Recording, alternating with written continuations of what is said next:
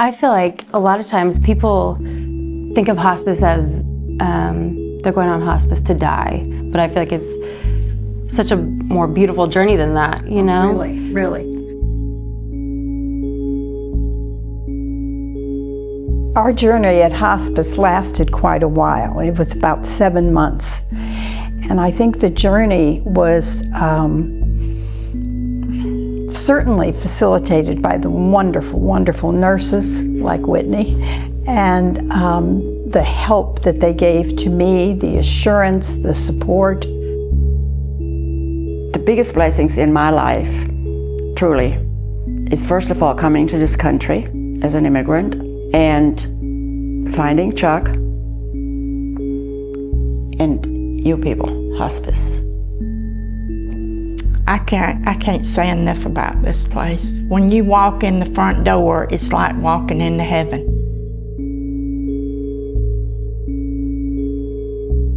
There is no way that I could have done this without hospice and palliative care.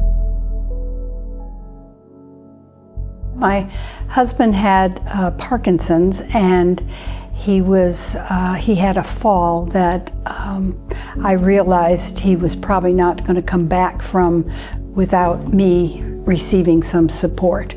My lovely wife was diagnosed with dementia, and I knew Dr. Wicker just as a community friend. That's how I got connected with hospice. He had been in the hospital itself. He had a massive bleed because he was on blood thinners, and he was not expected to live. And that's when we were referred to hospice. I had no idea that I would be able to do this with him at home. To me, that was almost the impossible to hope that that could happen. I think you made me feel as if I could make those choices. And it certainly helped him. Thank you. Seeing someone in their home is a completely different experience. So, you know, I know what your house looks like. If someone has a pet, we know them. And that's why I appreciated you, because I felt we only saw each other a few times, but I felt very comfortable with you. I was really, really kind of leery of having someone come in my home and adding support to my wife, and I knew I needed it because I was at a point, mentally, psychologically, even spiritually, physically, that I was being depleted, and I needed help. These last journey stages can be all over the place at times, and so it's good to have, I think, somebody you can relate to, trust, and talk to along the way. They care about you too. They care about me and the patient. I mean, you couldn't ask for better people. I had hospice staff that was level-headed, clear thinking, and I knew I had someone to go to when I needed help. That was important to me, and there was an anchor for me and for Chuck. I felt that they were right there 24 hours a day. I could call them, they would come. I needed something, they would get it.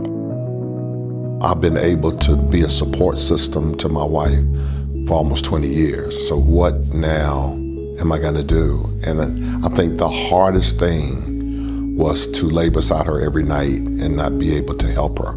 But again, Hospice Tiffany Knowles came in, Lauren Knowles gave me great advice. He was understanding each phase different, and if he didn't understand, I made it clear and made him understand what was going to take place or how this going to work, and we going to be all right and you going to be all right. I remember Whitney particularly leaning over the bed, you know, just hugging him, whispering into his ear, and I'm thinking, wow, that is so cool. That is so great, because you want them to feel loved.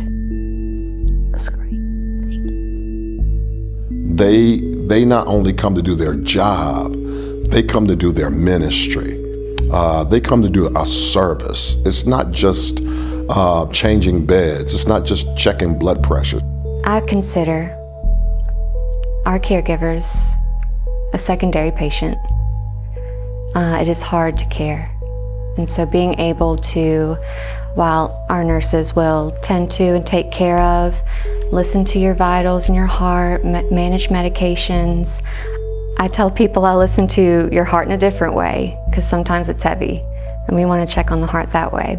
You know, I know Whitney and Patricia and Dr. Wicker all emphasize that you have to take care of yourself.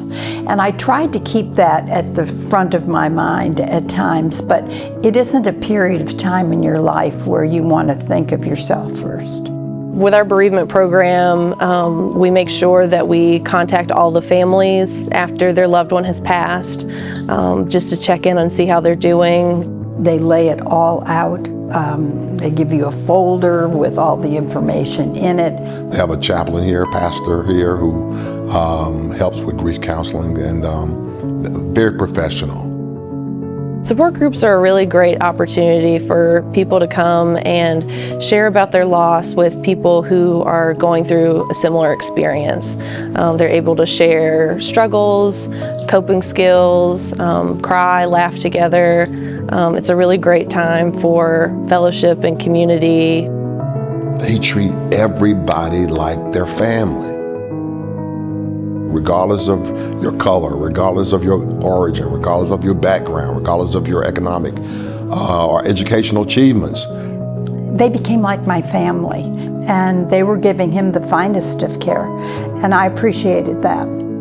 Other than the blessing of having him as a husband, my other blessing was Hospice House. And I can't tell you enough how much I appreciate the way you treated him and the way you treated me.